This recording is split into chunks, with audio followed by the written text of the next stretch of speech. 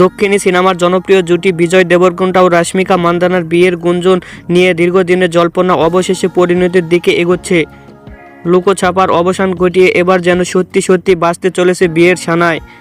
পাপারাজিদের ক্যামেরায় বিজয়ের বাড়ির সেই ঝলমলে সাজসজ্জার ভিডিও এখন সামাজিক যোগাযোগ মাধ্যমে রীতিমতো ভাইরাল। গত কয়েকদিন ধরে বিজয় রাশ্মিকা বিয়ের একটি আমন্ত্রণপত্র ইন্টারনেটে ঘুরে বেড়াচ্ছে। এরপর থেকে শুরু হয় বিয়ের দিনক্ষণ গোনার পালা।